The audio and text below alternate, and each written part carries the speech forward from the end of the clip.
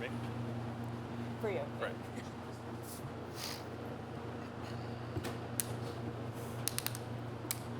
Good. Welcome back to the interview area. We are joined by PGA Championship winner Xander Schauffele. Xander, just talk a little bit about coming here now as a major champion. Yeah, it's a different feeling. Obviously a great feeling, and just a completely different test. You know, I think I like to look at each week individually, and this is going to be quite the test of golf. You talked a little bit about the test of a U.S. Open. Talk about what you've seen so far out of Pinehurst in terms of what it may present in terms of that test. Yeah, very much along the lines of a U.S. Open. Obviously not the traditional one with sort of really long grass, rough, and stuff like that, but true test of a U.S. Open where, you know, par is a really good score, and, you know, 5 sometimes isn't going to hurt you either. Historically, you've played incredibly well in U.S. Opens, top 10s, top 15s, I think 7 in a row. What is it about that test that brings out the best in you? Just, I think what I bring week to week, just a little bit of extra patience. You sort of have to ramp that up a little bit more during these weeks. Yeah, I mean, all U.S. Opens seem to feel they're very different, you know, unique in their own way, but they always seem to feel like, you know, par is a great score, and you really have to just plot your way around the property. You know, I was here a week ago, and the way the course is, just for a little tune-up, just to check out the property for the first time, and the way the course is playing now is significantly different already. So I can only imagine what it's going to look like in 2 days. We're going to go on the left for 2 here and right behind. What about the areas around the greens?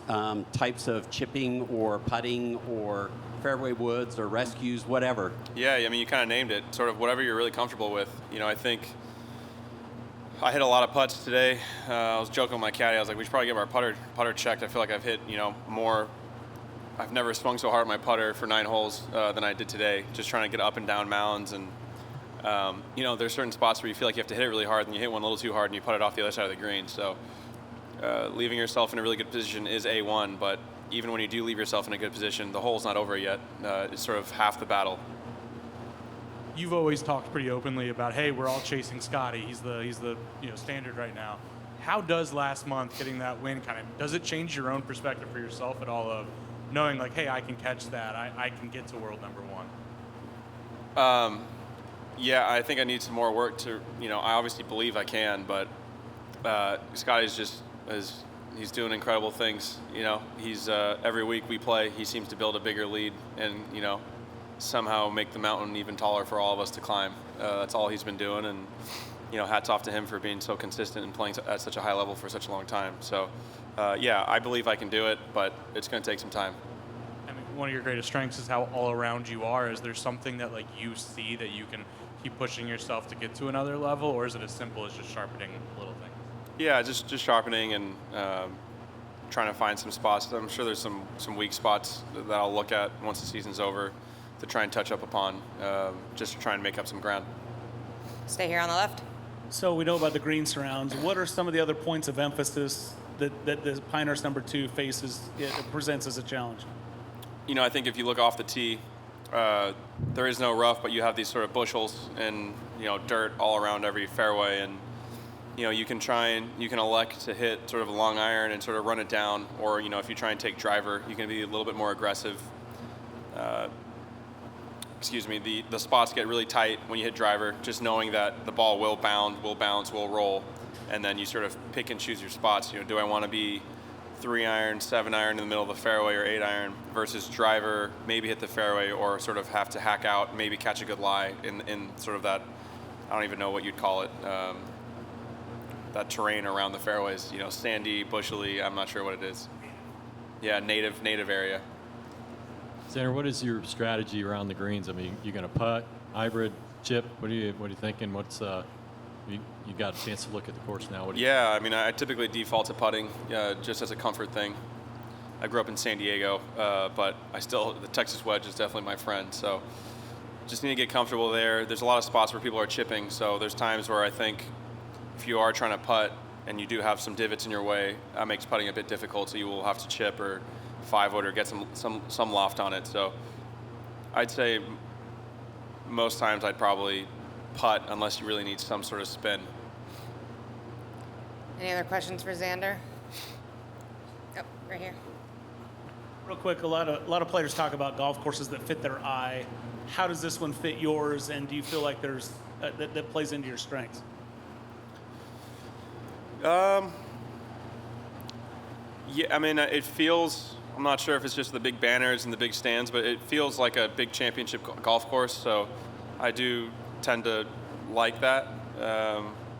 In terms of the way the hole, a lot of the tee shots look similar to me. There's no outstanding landmark on every hole. There's sort of just some trees that line, and then you see the native area, and then you see some cut of a fairway. But for the most part, I think the course, it'll really reward really crisp iron shots, and it might, if you're a couple feet off, it might penalize you. But I think if you can kind of keep the ball in front of you, you can make it a little bit easier for yourself that way, or you're going to have to be a scrambling machine.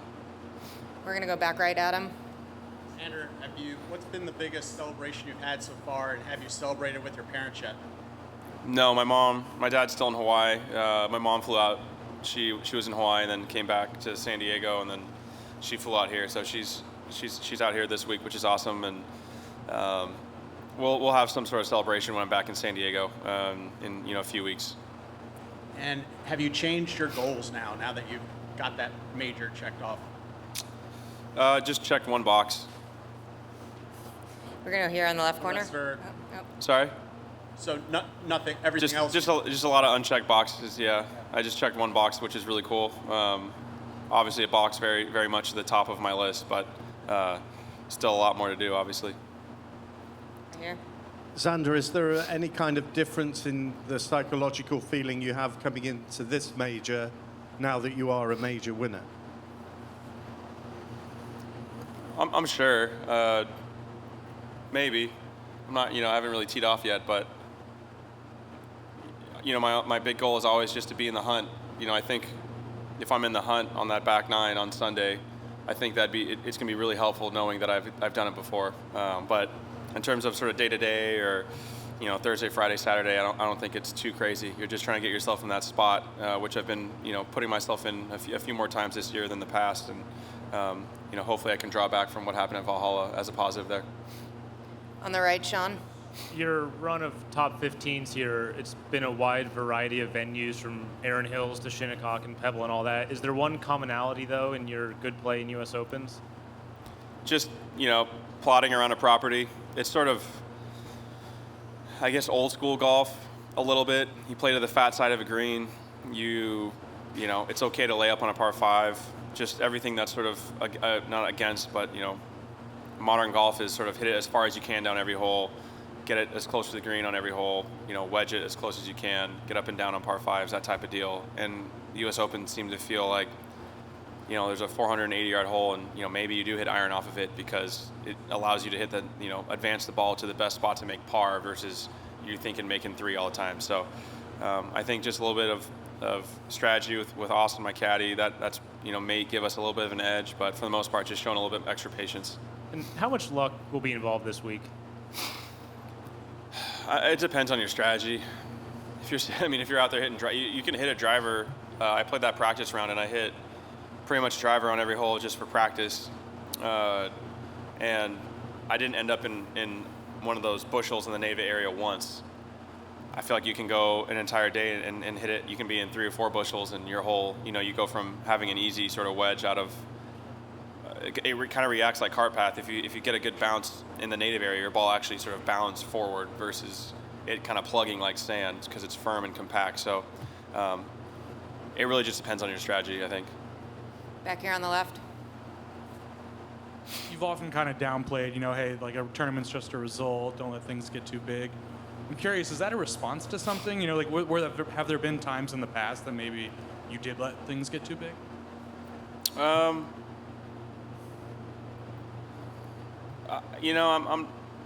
not really. I think that's just sort of how my brain ticks. It really is just a result at the end of the day. You plug yourself into this equation, and you hope what you have is good enough. And most times when you make it too big in your head, you don't really show up or show out to the best of your natural ability. And for me, that's the case. At least if I get too in my own head, I don't perform at a high enough level because I put too much pressure on myself. So I've learned to sort of take a step back and sort of let it be and let myself play the best golf I can. So I think it's just a mindset that I've always had. Are you like that with everything, or like in ping pong, are you going to get fired up or something? No, I mean, golf is a tricky one. You know, it's not like other sports. You can't really. I mean, you can, but it's, you know, you're not sitting there showboating. You're not, you know, going nuts, going crazy. I mean, Tiger was the best at it because it was so genuine, it was so raw, and you know, I think that's why we all felt it when he was doing it, because he would use that energy and it would just run through his entire round of golf. You know, if I was to do that, I would, you know, get super fired up and then airmail a wedge on one green and 3-putt the next hole, and then I'd do all this crazy stuff that I wouldn't normally do because that's just not how I play golf. So, you know, if you can let it ride, and it's a good thing, I think, you know, let it ride. But for me, I kind of stay. I know what lane I'm supposed to be in. Any others? Xander, thanks so much for the time. Good luck this week.